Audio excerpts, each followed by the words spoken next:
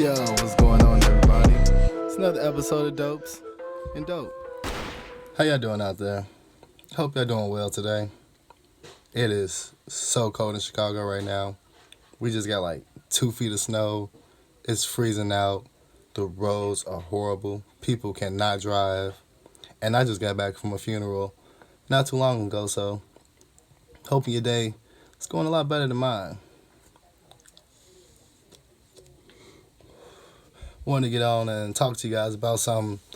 My fucking mouth is dry, cotton mouth. But when I was at the funeral and I was sitting there, I had an idea that I wanted to come share with you guys.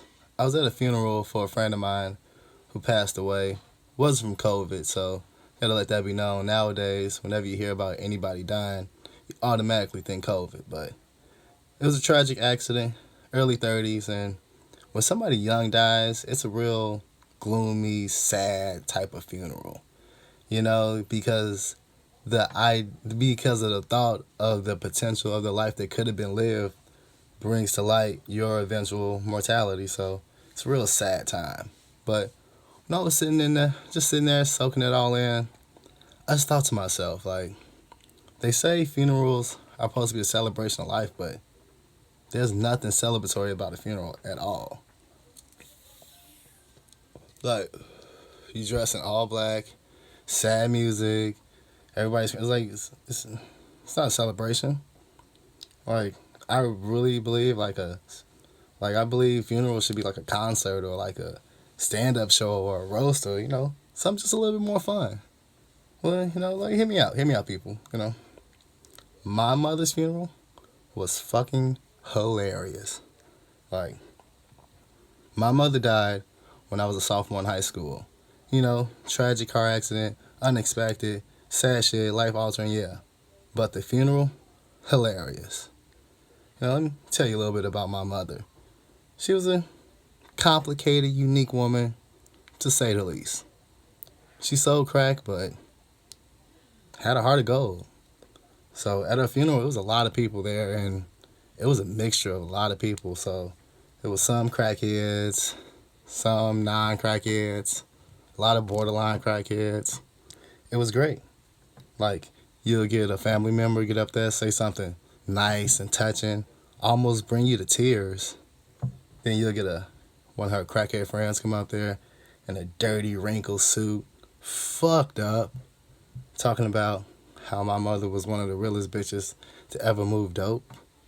Like, it was a great balance. Like, hey, you were gonna cry one moment, you were gonna laugh your fucking ass off one moment because this person was so fucked up and thought that was appropriate. I had cousins looking to beat people's asses because people showed up that had beef with my mother before she died to pay their respects. They weren't having none of that. It was a knife fight at the reception. Like, I'm not making none of this up.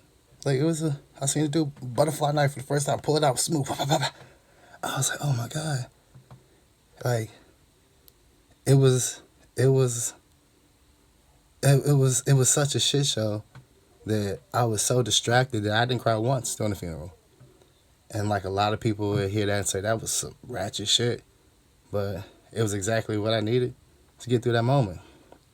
And I was just sitting at that funeral, I'm just thinking like, man, if I die in the next few years, I want to have a fun funeral.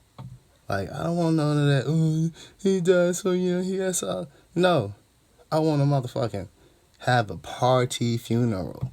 I want y'all to rent out a boat. I want to have like a bar crawl where y'all carry my stuffed corpse around, taking pictures, people taking body shots off me. We just going crazy. At the end of the night, everybody take a bunch of acid, get all fucked up, go to the forest, start a bonfire, throw me in there like the finale of Burning Man, and just, call it a night. That's what I'm looking for. So if I die in the next few years, give me a fun funeral.